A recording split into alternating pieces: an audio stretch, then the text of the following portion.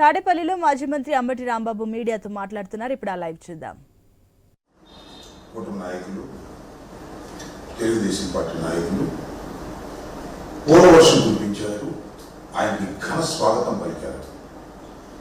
నాకు ఈ సందర్భంలో ఒకటి గుర్తొస్తుంది.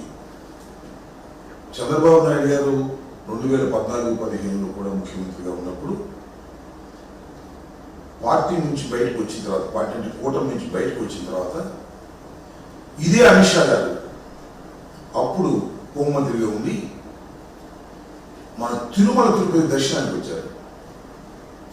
అప్పుడు ఏ వర్షం కురిపించారో గుర్తుందా? రాళ్ల వర్షం కురిపించారు.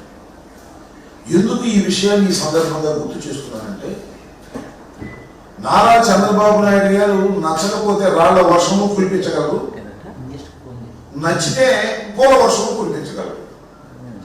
నచ్చితే అనే మాట అంటే కంటే అవసరం ఉంటే అని చెప్పవచ్చు. దానికే పర్యాయ పదం ఏంటంటే, అందితే జుట్టు అందకపోతే కాళ్ళు పట్టుకోగలిగిన అత్యంత సమర్థవంతమైనటువంటి రాజకీయవేత్త భారతదేశంలో ఎవరైనా ఉన్నారు అంటే అది సాక్షాత్తు నారా చంద్రబాబు నాయుడు గారని నాకు అనిపిస్తుంది.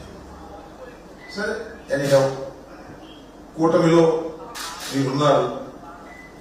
హోంమంత్రి గారు 3 సార్లు ఈ దేశానికి హోంమంత్రిగా చేస్తున్నటువంటి వ్యక్తి అమిత్ షా గారు కేంద్ర ప్రభుత్వంలో చాలా కీలకమైన పాత్ర పోషిస్తున్నటువంటి వ్యక్తి.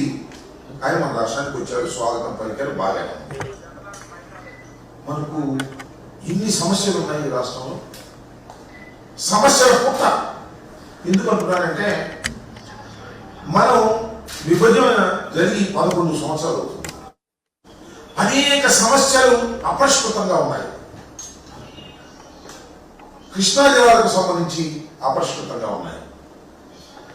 జగన్మోహన్ రెడ్డి గారి టైంలో 8,000 కోట్ల రూపాయలు విద్యుత్ బకాయిలు మనకు తెలంగాణ నుంచి రావాల్సి ఉంటే దాన్ని కొలిక్కి తీసుకొచ్చి కేంద్ర ప్రభుత్వం చేత తక్షణమే ఇవ్వమని చెప్పేసి ఆదేశాలు కూడా ఇవ్వడం జరిగింది, ఆర్డర్స్ కూడా ఇవ్వడం జరిగింది. అఫ్ కోర్స్ దాన్ని కోర్టులోకి వెళ్ళారు.